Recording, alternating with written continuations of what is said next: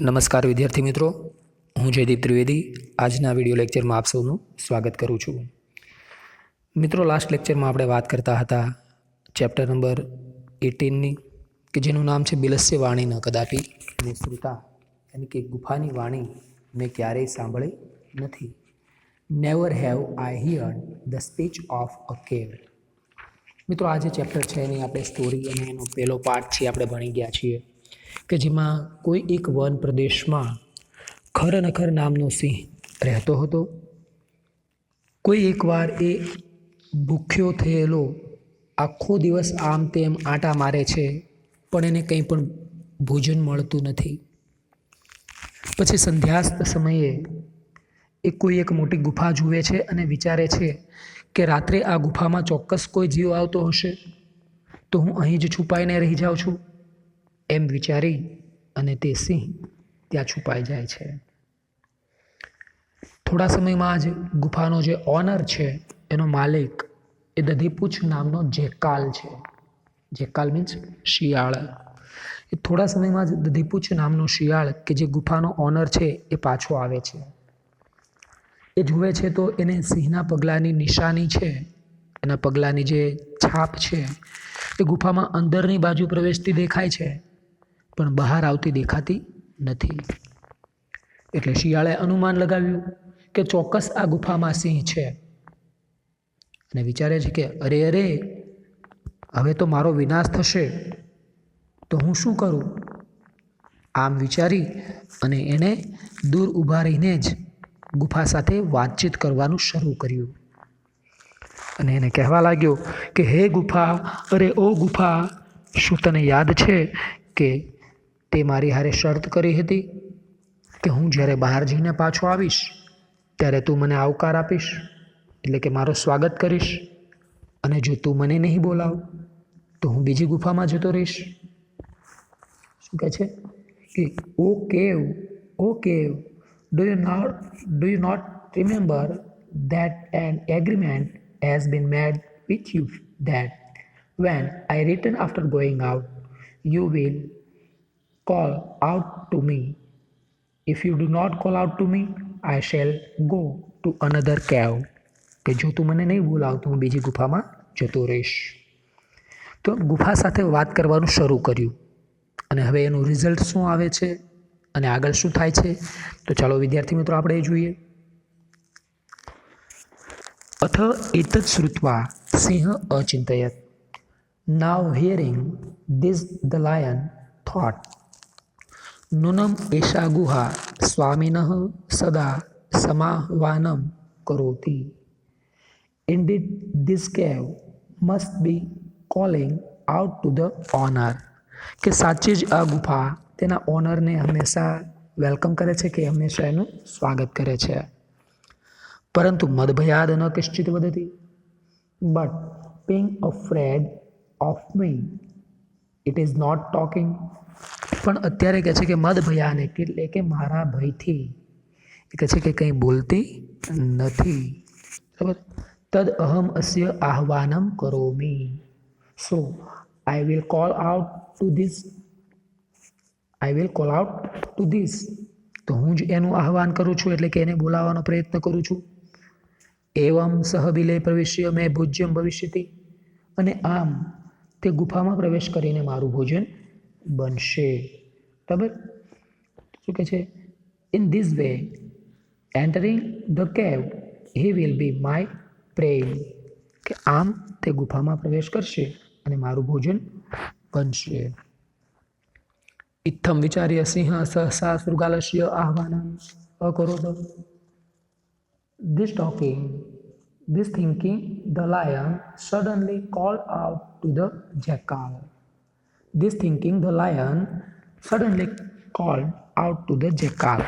આમ વિચારીને તે જે સિંહ છે એને એકાએક જેકાલનું આહ્વાન કર્યું. બરાબર.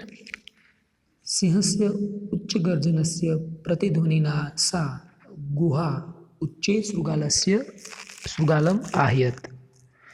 The cave called out to loudly the jackal with the echo of the loud roaring sound of the lion. કે સિંહની જે ઉચ્ચ ગર્જના છે એ ગર્જનાના પડઘા સ્વરૂપે સિંહ જે ગુફા છે એણે પણ મોટેથી શિયાળનું આહવાન કર્યું. The cave called out loudly the jackal with the echo of the loud roaring sound of the lion. બરાબર, એનો જે રોરિંગ સાઉન્ડ છે એનો મોટેથી જે ગર્જના કરે છે લાઉડલી, અને એનો જે પડઘો પડે છે, બરાબર, ઇકો, અને એના કારણે એમ કહે છે કે ગુફાએ પણ શિયાળનું આહવાન કર્યું. બરાબર. અનેન અન્ય પશવઃ ભયભીતા અભવન છે. The other animals also got scared, કે આનાથી બીજા પશુઓ પણ ભયભીત થઈ ગયા. શૃગાલ અપી તતઃ દૂરમ પલાયનમ, અને શિયાળ પણ પછી કહે છે કે દૂરથી જ પલાયન થઈ ગયો. ઇમમ અપઠ, પછી કે આમ વાંચ્યું છે. Then the jackal also said the running away, કે આનાથી જેકાલ છે એ પણ કહે છે કે દૂર ભાગી ગયો. Then the jackal also said this running away. બરાબર મિત્રો, તો આ થઈ ગયું આજનો પેરેગ્રાફ. ચાલો હવે જોઈએ આપણે આનું ટ્રાન્સલેશન. તો આ ટ્રાન્સલેશન તમારી સામે છે. Now hearing this, the lion thought, indeed this cave must be calling out to the owner, but being afraid of me, it is not talking, so I will call out to this. In this way, entering the cave, he will be my prey. Thus, thinking, the lion suddenly called out to the jackal. The cave called out loudly to the jackal with the echo of the loud roaring sound of the lion. The other animal also got scared. Then the jackal also said this running away. બરાબર, તો આ થઈ એનું translation મિત્રો. ચાલો જોઈએ એનું grammar. તો ગ્રામરમાં મિત્રો જુઓ, અહીંયા એતત શ્રુત્વા જે સેકન્ડ વર્ડ છે એની પહેલાં તો આપણે સંધિ છૂટી પાડીએ. એતત પ્લસ શ્રુત્વા, એતત બીજો ત છે એ હલંત આવશે અને શ્રુત્વા અલગ થશે. એતત પ્લસ શ્રુત્વા, બરાબર. તો ત પછી જો સ્ર આવે છે તો એ જ્યારે આપણે જોઈન્ટ કરીએ ત્યારે એમ કહેવાય કે ત હલંત છે એની જગ્યાએ ચ, અને જે શ્રુત્વા છે એની જગ્યાએ શ્રુત્વાના શની જગ્યાએ છ મૂકવામાં આવે છે. તો એ રીતે અહીં સંધિ જોઈન્ટ કરી છે. બરાબર. પછી કરોતી ક્રિયાપદ મળે છે, કરોતી અને વધતી એ બંને. તો હવે તમને ખ્યાલ જ હોય કે વર્તમાન કાળના પરસ્મયપદી અન્ય પુરુષ એકવચનના બંને રૂપો છે. ભવિષ્યથી આ રૂપ વારંવાર હું તમને કહું છું કે ક્રિયાપદના રૂપો દરેક સ્ટુડન્ટને હવે મોઢે થઈ જ જવા જોઈએ. કે શ્યતિ, બરાબર. તો શ્યતિ એટલે પ્રેઝન્ટ ટેન્સ, ફ્યુચર ટેન્સ પરસ્મયપદી અન્ય પુરુષ એકવચન.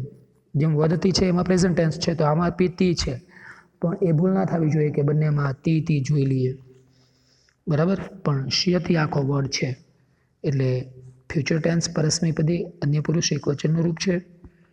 તો આ રહ્યું એનું ગ્રામર. પછી લાસ્ટ જે લાઈન છે એની અંદર તમે જુઓ કે ફર્સ્ટ વર્ડ છે શૃગાલો અપી. તો આ પણ વિસર્ગ સંધિ છે અને તમારે 10thમાં બી આ પૂછાય છે વિસર્ગ સંધિ. તો શૃગાલહ પ્લસ અપી બરાબર શૃગાલો અપી, કારણ કે વિસર્ગનો ઓ અને અનો અવગ્રહ થયો છે. તો આ શૃગાલહ વત્તા અપી, શૃગાલો અપી, બરાબર. તો આ રીતે મિત્રો આટલા ગ્રામરના પ્રશ્નો પૂછાઈ શકે છે. અને ત્યાર પછી અહીંથી એક સંસ્કૃત ક્વેશ્ચન જે પૂછાય તો એ આ પ્રમાણેનો છે કે શૃગાલસ્ય વચનમ શ્રુત્વા સિંહ કિમ અકરોત. શૃગાલસ્ય વચનમ શ્રુત્વા સિંહ કિમ અકરોત. શૃગાલસ્ય વચનમ શ્રુત્વા સિંહ સહસા શૃગાલસ્ય આહ્વાનમ અકરોત. સહસા શૃગાલમ આહ્યત અથવા તો સહસા શૃગાલસ્ય આહ્વાનમ અકરોત એમ આપણે કહી શકીએ, બરાબર મિત્રો. તો આ રીતે છે એ આ ચેપ્ટરમાંથી તમારે સંસ્કૃત ક્વેશ્ચન પૂછાઈ શકે છે. ત્યાર પછી વાત કરીએ આગળ. તો આ ટ્રાન્સલેશન તમે જોઈ ગયા છો અને લાસ્ટમાં હવે એક આ શ્લોક આવે છે કે જે શિયાળ બોલે છે. શું કહે છે શિયાળ? જુઓ. અનાગતમ યહ કુરુતે સ શોભતે સ શોચ્યતે યો ન કરોતિ અનાગતમ વને અત્ર સંસસ્થ્ય સમાગતા જરા બિલસ્ય વાણી ન કદાપી મે શ્રુતા. કે છે કે he who takes action before a thing comes to a pass, shining, lives happily. He who does not provide for what is going to happen comes to grief. Old age come over me while living here, but still I never heard to the voice of a cave. બરાબર. તો કહે છે કે અનાગતમ યહ કુરુતે સ શોભતે, કે જે ન આવનારું કરે છે ને તે શોભે છે. બરાબર. કે એમ કહેવાય છે, આપણે કહેતા હોય કે નથિંગ ઇઝ ઇમ્પોસિબલ. જે ઇમ્પોસિબલ લાગતું હોય એને પણ આપણે જો પ્રયાસ કરીએ તો એ બી પોસિબલ થઈ શકે. અને પેલું કહેવાય છે ને કે કરત કરત અભ્યાસ તે જડમતી હોત સુજાન, કે વારંવાર અભ્યાસ કરવાથી જે જડ બુદ્ધિ છે ને એવો માણસ પણ વિદ્વાન બની શકે. એટલે ક્યારેક અહીંયા જે ન આવનારું કરે છે, કે જ્યાં આપણે એવો વિચાર બી ક્યારેય ન કર્યો હોય એવું ક્યારેક જો કરવાનો મોકો મળે ને થઈ જાય છે તો ક્યારેક એમાં બી સક્સેસ મળી જાય છે. અને કહે છે કે યહ સોચ્યતે યો ન કરો તેના ગતમ, અને જે માણસ વિચારવા અને વિચારમાં બેઠો રહે છે ને એ ક્યારેય કંઈ નવું કરી જ નથી શકતો. તો કહે છે યહ સોચ્યતે યો ન કરો તેના ગતમ, જે વિચારે છે તે ન આવનારું કરતો નથી. અને પછી જે કાલ કહે છે કે વને અત્ર સંસત્ય સમાગતા જરા બિલસ્ય વાણી ન કદાપી મેં શ્રુતા, કે અહીં વનમાં રહીને વૃદ્ધ થયેલા મેં બિલ એટલે કે ગુફાની વાણી તો ક્યારેય સાંભળી નથી. બરાબર. કેવ વોઇસ છે એ ક્યારે બી મેં સાંભળ્યો નથી. બરાબર. એનું ટ્રાન્સલેશન પણ મિત્રો આ શ્લોકનું તમારી પાસે છે, નીચે જુઓ. He who takes action before a thing comes to pass, shining, lives happily. He who does not provide for what is going to happen comes to grief. Old age come over me while living here, but still I never heard the voice of a cave. બરાબર. તો આ રીતે મિત્રો અહીંયા translation પણ તમે જોઈ શકો છો. અને મિત્રો અહીંયાથી પણ તમને એક પ્રશ્ન પૂછાય કે બિલસ્ય વાણી ન કદાપી મેં શ્રુતા ઇતિ વચનમ કહ વદતી, અથવા તો એતત વાક્યમ કહ વદતી. તો બિલસ્ય વાણી ન કદાપી મેં શ્રુતા એતત વાક્યમ શૃગાલહ વદતી. એતત વાક્યમ શૃગાલહ વદતી. બરાબર મિત્રો. આ રીતે ક્વેશ્ચન તમારે પૂછાઈ શકે છે. બાકી વાત કરીએ ગ્રામરની, તો અહીંયા તમને શબ્દો જોવા મળે છે જેમાં કૃતે શબ્દ છે. કુરુતે અને શોભતે, તો તે તો એ પ્રેઝન્ટ ટેન્સ આત્મનેપદી અન્ય પુરુષ એક વચન થશે. કારણ કે આપણને ખબર જ હોય કે ઈ વહે મહે સે ઇથે દ્વે અને તે ઇતે અંતે, તો પ્રેઝન્ટ ટેન્સ આત્મનેપદી અન્ય પુરુષ એક વચનના એ રૂપો છે મિત્રો. બરાબર. અને પછી હવે ઇંગ્લિશ ક્વેશ્ચનની વારી, કે જે 2 માર્ક્સમાં તમારે પૂછાય છે. તો ઇંગ્લિશ ક્વેશ્ચનમાં આ રીતે ક્વેશ્ચન પૂછાય, શિયાળે જતાં જતાં શું કહ્યું? Vote did the jackal say while going? What did the jackal say while going? તો આન્સર છે એનો કે while going away the jackal said, he who takes action before a thing comes to pass, shining, lives happily. He who does not provide for what is going to happen comes to grief. I have become old living in this forest, and never have I heard the word of a cave. બરાબર.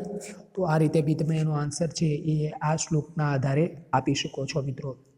અને next question મિત્રો, what is the moral of the story? What is the moral of the story? Answer કે the story of teach us that we should guess the calamity that is likely to come and also do something to protect ourselves or to overcome it. બરાબર. તો આ રીતે મિત્રો 2 પ્રશ્નો આમાંથી પૂછાઈ શકે છે અને આ સાથે જ આ ચેપ્ટર છે એ પૂરું થાય છે. ખાસ કરીને અહીંથી જે છે ક્વેશ્ચન નંબર એક્સરસાઇઝની અંદર 5th ક્વેશ્ચન છે કે vote did the jackal say while going. તો આ પૂછાવાના ચાન્સ છે એ વધારે રહેતા હોય છે. તમે લાસ્ટ 5 યરના બી પેપર આમ કહેવાય કે જુઓ તો ક્યાંક ને ક્યાંક તમને આઈડિયા આવી જાય કે આ પ્રશ્ન છે એ ઘણીવાર પૂછાયેલો છે. તો મિત્રો આજનો લેક્ચર અહીંયા સમાપ્ત કરું છું. આ સાથે જ આ લેક્ચરની જે PDF ફાઇલ છે એ હું તમને મોકલી આપીશ. જો તમારામાંથી કોઈને કાંઈ પ્રશ્ન હોય કે કંઈ ન સમજાતું હોય તો ગમે ત્યારે તમે મને મેસેજ કરી શકો છો અથવા તો સ્કૂલના સમય દરમિયાન મને ફોન કરીને પણ પૂછી શકો છો. અસ્તુ.